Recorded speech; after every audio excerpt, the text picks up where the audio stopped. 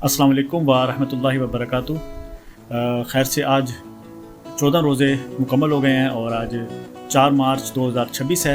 जैसा कि आपको इस टाइम दुनियावी हालात का पता है कि दुनिया में जो हालात इस वक्त जंगी हालात हुए पड़े हैं, और एक चीज़ तो अब वाज़ेह हो रही है कि कौन हैं जो इस वक्त काफिरों के ख़िलाफ़, यहूदियों के ख़िलाफ़ लड़ रहे हैं। वो सिर्फ़ और सिर्फ पूरी दुनिया में सिर्फ ईरान है, एक ही मुल्क है। बाकी सब अरब ममालिक हो गए, अजम हो गए, सब खामोशी से बैठे तमाशा देख रहे हैं। तो ये तो आका सल्लल्लाहु अलैहि वसल्लम की जो पेश गोई थी अब वाज़ेह हो रही है कि इमाम मेहदी अलैहिस्सलाम को मानने वाले कौन हैं और हक़ पर चलने वाले कौन, हक़ को फॉलो करने वाले कौन है, वो कौन सा ग्रोह है। तो ये चीज़ वाज़ेह हो गई है। जैसा कि ईरान के अजीम लीडर जो कि आले रसूल भी हैं, जनाब आयतुल्लाह ख़मीनी रहमतुल्लाह अलैह, मैं तो उन्हें रहमतुल्लाह अलैह कहूँगा क्योंकि बेशक वो बहुत ग्रेट लीडर हैं, क्योंकि वो आले रसूल भी हैं जिन पर हम दुरूद पाक पढ़ते हैं। तो वो शहीद हो गए। देखिए उनकी जुर्रत को मैं सलाम करता हूँ, जिन्होंने अपनी धरती नहीं छोड़ी लेकिन अपनी कौम के लिए शहीद हो गए।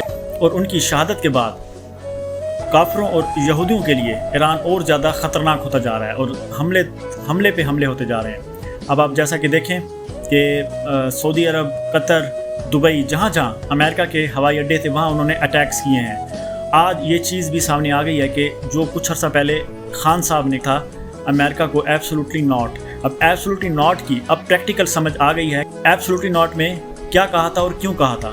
आज अगर वो एब्सोल्युटली नॉट ना कहते और येस कह देते तो आज हवाई अड्डे हमारे मुल्क में होते और हमारे मुल्क में ईरान के मिसाइल गिर रहे होते और हम भी तबाह हो रहे होते। तो ये बड़ी गहरी बातें और समझने वाली बातें होती हैं कि जो ग्रेट लीडर्स होते हैं उनकी सोच बहुत अच्छी और गहरी होती है। तो जो हक़ के रास्ते पर होता है उसके मुखालफिन भी ज़्यादा होते हैं, ये दीन इस्लाम में है।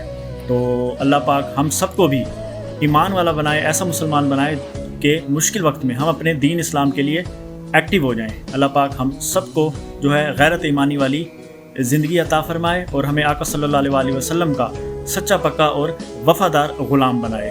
जज़ाकल्लाह।